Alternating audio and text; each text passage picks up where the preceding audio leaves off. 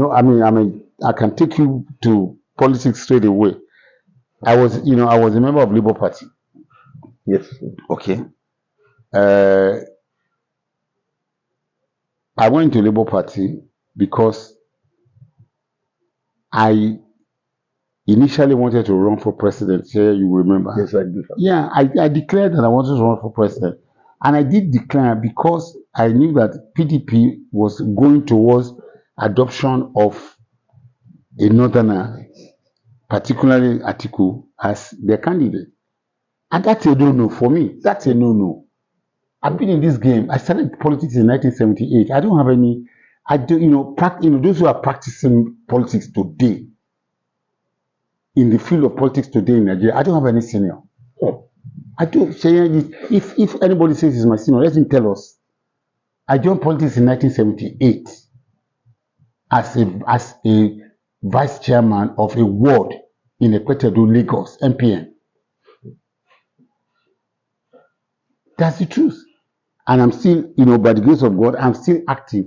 I'm not saying I'm the oldest politician alive. No.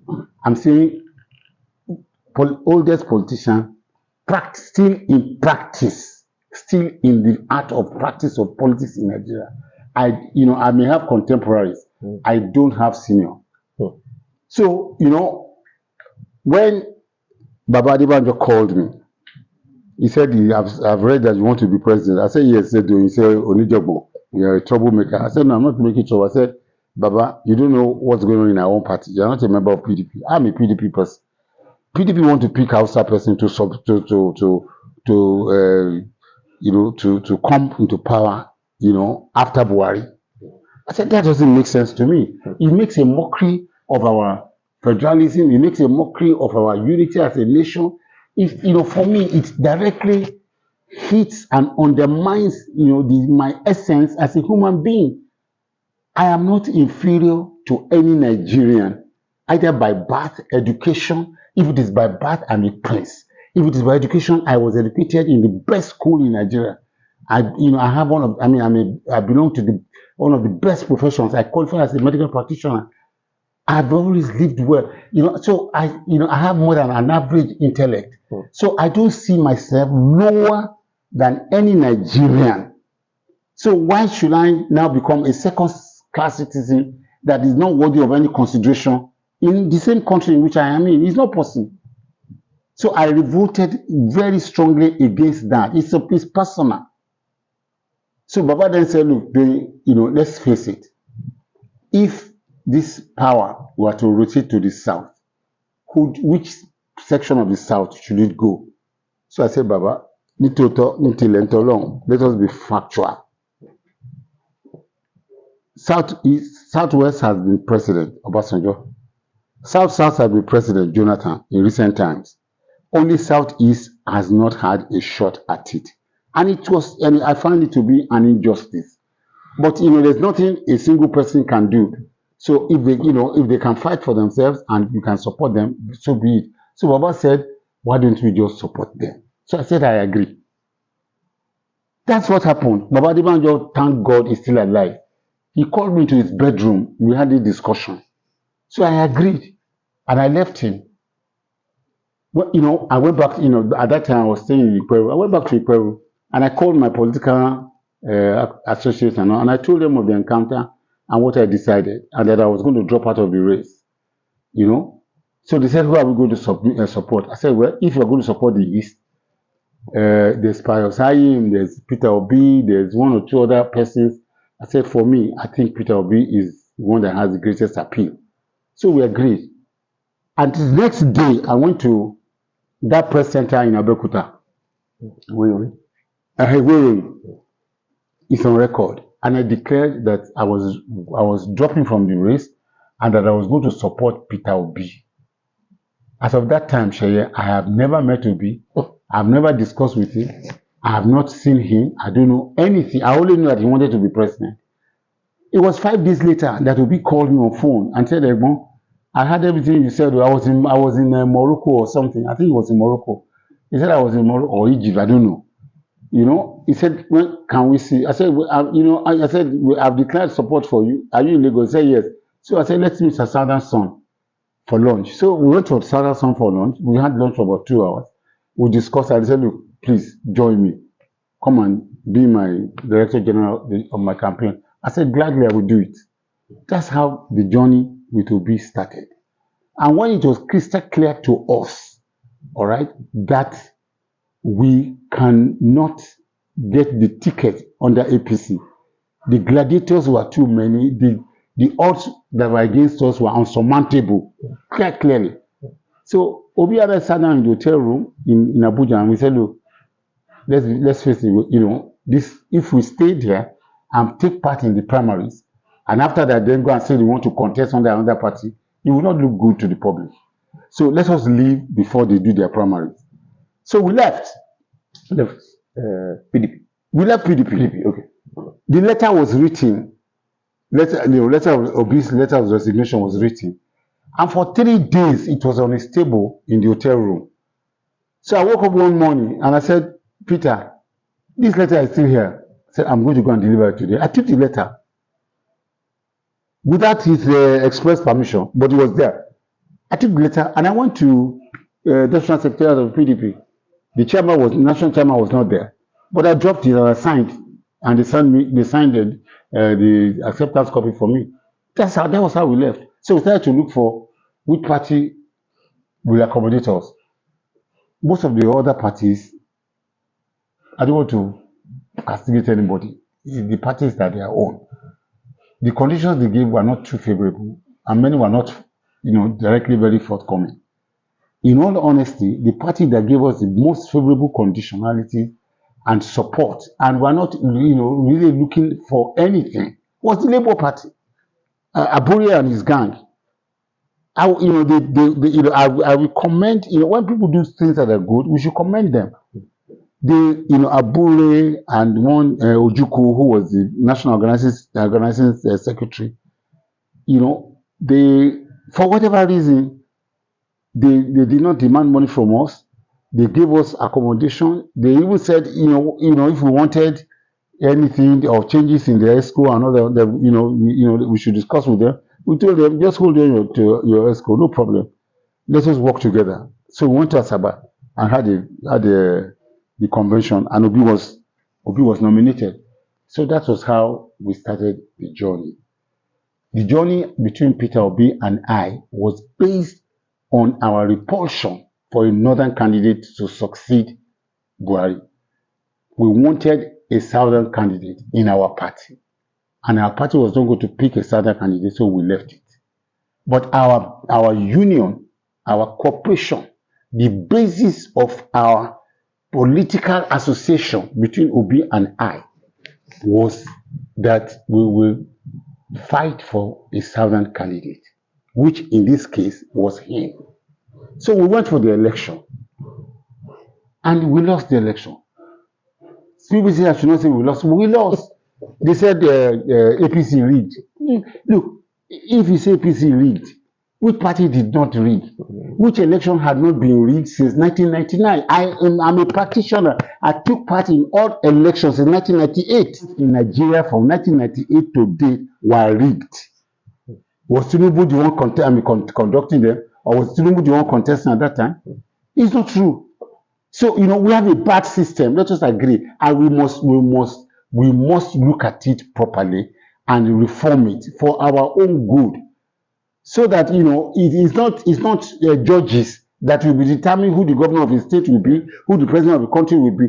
Look at the election that we held in America. Nobody went to court. It has been held in UK. Nobody went to court. It has been held in there's no need to go to court if the elections are transparent and flawless. You understand my point? So as far as I'm concerned, to say that because the election was flawed, then nobody won is not true. I was the director general of the Labour campaign organization, president campaign organization. We ran, a most fantastic campaign. You know it yourself. Yes, sir. We did a lot of mobilization, but we had our flaws. We had shortcomings. The party was, grossly and inadequately arranged to cover a national election. We didn't have what it took when the structure or that covers the country was not there. We didn't have it. We didn't have polling agents in more than 80% of the polling booths in the country. How can you win the election? How? Even if you won, if you are not there, they will change it. Yeah. As long as there are not the agents and the presiding officers are not angels, they will change it. And I've said it before, in any country where illiteracy is preponderant and poverty is rife, you can't have democracy. You can't have true democracy. In poverty, people will take money and sell their lives and their souls because they want to eat. If somebody say, you want to eat just for 1 week, this man, he has no alternative for that 1 week. So if you can eat for 1 week, let's eat for 1 week and then fight the remaining weeks, with God and whatever. So, until we must fight poverty in our system, improve, the level of education, let more and more people be educated, and so that illiteracy, people understand what the stakes are. Most people, tell me something. The vulcanizer in my village, what does he know about Peter Obi? What does the ram seller in Sokoto or Katsina, what does he know about Bola Tinubu?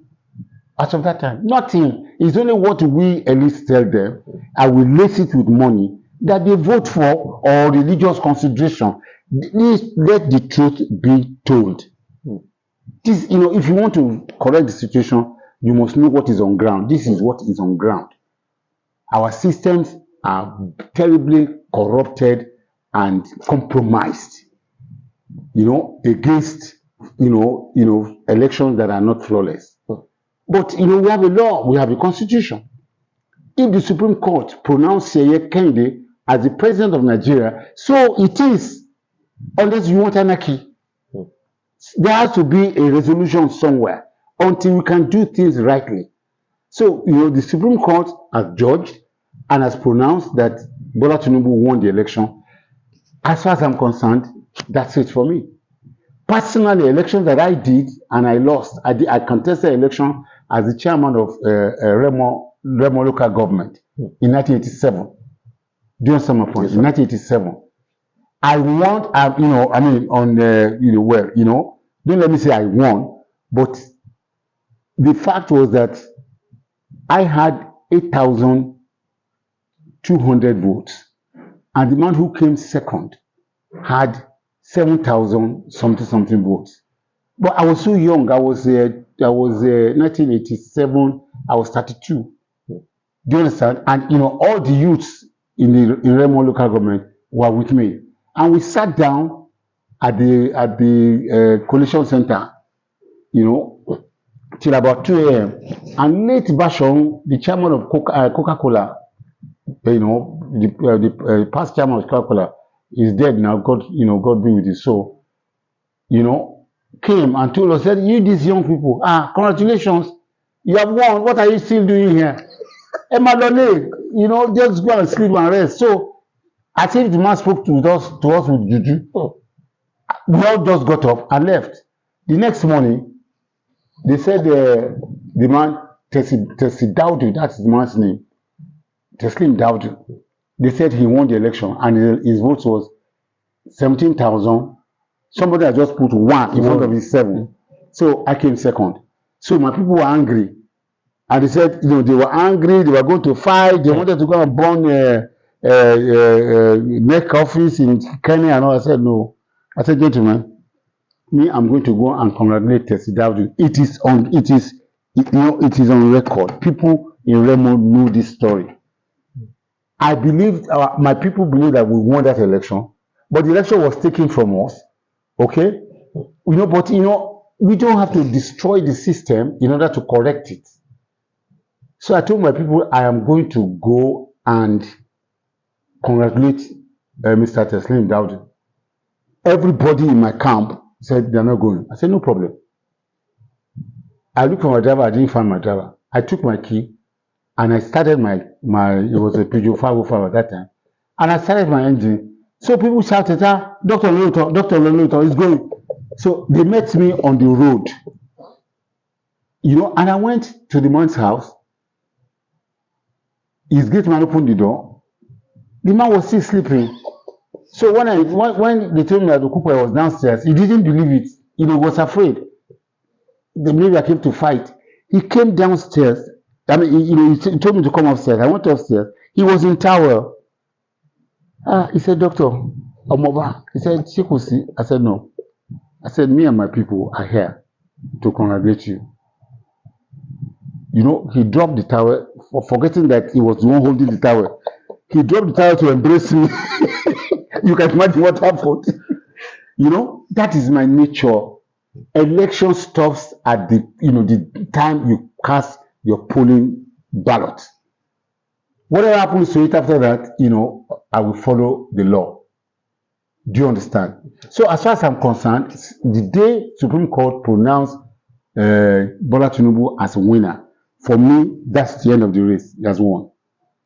If you have a problem with the system, let's go back and fix it so that kind of thing that happened will not happen again. It's not that we must kill him or destroy him or wish him evil or bring his government down because we feel that he has cheated us. For Labour, nobody cheated us. Nobody cheated us. I'm telling you, that's the truth. People may not agree, but I'm telling you for a fact. And I know. And I should know. And do you understand my point? So, as far as I'm concerned, and they say that I betrayed Obi. How can I betray Obi? How? There's nothing to betray. Number one, I came into politics in 1978. Obi was not anywhere, even I think he was just completing whatever he was doing. So, my life and political destiny cannot be tied to the ambition of Peter Obi. It's not possible now. Destiny and what I do politically cannot depend on Obi's ambition. I wish Obi were. That's the truth. God is my witness. But as far as I'm concerned, I am done. We wanted to achieve something. We didn't achieve it. But another Southerner, won, which was our original aim. So, indirectly, God has answered my own prayers. And to make matters worse for me, the man who won is from the Southwest and is a very good friend of mine. It's politics that separated us. I cannot but wish him well. I didn't vote for him bad enough.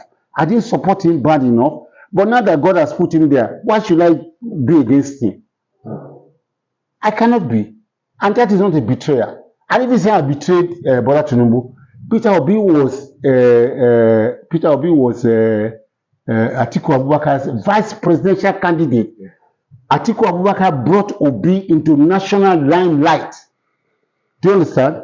Obi, because of his own ambition, which was correct and due, left the party and contested against him. If he said I betrayed Peter, what did Peter do to Atiku? It's not fair. In politics, there are no permanent enemies, only permanent interests. It is Obi's interest in the 2023 election that made him to go on collision course against his former master. In my own case, Obi was never my master. I was his supporter. So if I supported up to a point and the thing didn't work, and I say I'm going back, to be myself, how can that be an offense? It's not an offense. But so how do you see the current political situation in the country? What's your take on all the dynamics? Yeah, look, Sheye, till I die, I will only and always speak the truth. I don't care. I've just told you. I have nothing, no more. I have nothing else to lose in this world. The greatest and the most important thing to a man is his life. I have lost it last year. God just gave it back to me. So I am living, it's a lease. Which one is my own? Bola Tinubu, if I see him, I will tell him he must have lost his mind to want to run for president of Nigeria after the devastation, decimation that Buhari did for 8 years. Buhari destroyed this country, ruined its economy almost beyond repair, and nobody spoke. It's a hypocritical country. Nobody spoke, nobody demonstrated, nobody shouted, not a word from anywhere. So somebody now comes, and I have been part of 2 presidencies. I know for a fact, as an insider, that the issue of dropping, the petroleum subsidy, or removing it, has always been there. In the Obasanjo's regime, we dodged it. In Jonathan's regime, he tried to do it. There was a revolt. He dropped it. And now this man comes and faces the bullet and says, we must stop it. And he stopped it. Some people said, why did he, he didn't prepare. He shouldn't have done it on day one. If he didn't do it on day one, he would never have been able to do it. Because people, MLC, labor union, student union, clergymen, all sort of traditional rulers, everybody, will convince him not to do it. And the country will have we are dreading where we are now. It will have been worse. And people are saying, people are not fair. Before, the maximum amount of money that was shared at FERC was about 650 million. Today, at FERC, because of the revenues inflow from the petroleum subsidy, they are sharing, every month something in excess of 1.2 trillion. So the states are earning almost double of what they used to earn. So ideally, they should do a lot more at that grassroots level. But everything that goes wrong, it is our nature. We look at if somebody is electrocuted in Peru, in my hometown, they say it's NEPA, and they say it's the president. What's that? What's that? That's not correct. So, but by removing the petroleum subsidy, and at the same time trying to equalize the foreign exchange regime, it has brought untoward hardship to the country. But the government haven't realized the situation with them. I'm not part of them. I'm just like you. I'm reading what they are doing, and I'm objective. I have objective mind. I am not biased, and I've been in government before. I know how government works, so I can appreciate what they are doing. They are doing a lot of. They've done palliatives. Palliative is not working. They're doing, they want to engage in a massive food deportation. They're doing so many things. So many things they're doing to ameliorate this suffering. But guess what? A couple of days ago, we heard that Dangote refinery will be on stream in August.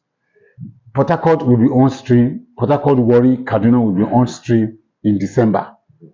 By January of next year, the NNPC said we'll be net exporter of petroleum products.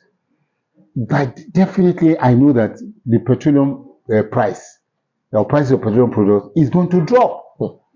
Once it drops, it will affect the prices of, carriage of goods and services. So food inflation will also drop. But this, it will take time. And once I was asked to assess Tinubu's regime, after his 1 year in office, and I said that is rubbish. There's no government that has inherited a worse economic scenario than this Bola Tinubu's government, and it is self-inflicted. He did it by himself, but he was brave. He's courageous. We are not going to kill him because of that. Do you understand my point? We should encourage him, and make sure that government is on the right path. I agree with those who are saying that government and government agencies and personalities are not showing enough self-example that things are bad. Even some of the things that officers of government, the way they talk, it's annoying. It's annoying. But People are who they are. You can't be president and be senator and be house of rep and be local government chairman and be governor at the same time. Some other people will have to be. But they're Nigerians. We Nigerians must change our mindset about public office and what we do with public funds. We must change them. We must change it. That's, so, I know that 40% of our foreign exchange expenditure is spent on petroleum products. So if by December that ends, when you pull out 40%, of the demand pool for foreign exchange, the value of exchange also is going to drop because we are spending about 20 billion or something, a month on importation of petroleum products. If that demand is no longer there and we're no longer importing petroleum products, definitely, the naira value will come down. And also, there has to be a reasonable balance in the naira value. It's not in our interest for the naira value to come too low because then our export will be too expensive. Do you understand? We are an agrarian country originally. If we go back to agriculture and we continue to export cocoa, we will continue to export palm oil, palm kernel, gum arabic, all these things. If you continue to export them, there will be a lot of wealth created in our nation. So we just need some reasonable balancing. If you make a dollar to naira to be 200 now, farmers are going to be extinguished because they can't meet up. So, but at 1,500 is too expensive. So between that, we need a balance, and people should allow government and the central bank to carefully juggle and get this balance. It's not by people who want to, people who have lost election. They want to bring the government down by all means at all costs. That's not good enough. You want to win tomorrow. If you win tomorrow, those who lose, should they also bring you down? If you lose an election, go back to the drawing board. Go and plan. Look at what Obi is doing. He's going from one state to the other, from one place to the other. That's how to do it. If you have made error somewhere, correct it and, improve your electoral chances. Not to say, there's nothing good about this administration. It's not true. I've read some really ridiculous and evil statements saying that this is the worst government in Nigeria. That's a blatherdash. It is nonsense. I'm saying it categorically. It is absolute nonsense. It's not true. The worst administration that this country has ever seen since independence was the Buhari government. That's the truth. This government, for whatever reasons they have, because they are APC and they are doing their APC nonsense, they don't want to come out and say, this is the problem they have. And that's their problem. And that's why people have, the truth must be told, and you must call a spade a spade. It does not mean that you hate Buhari, but Buhari's administration was a woeful, total failure. And it's the one that killed our economy, not Bola Tinubu.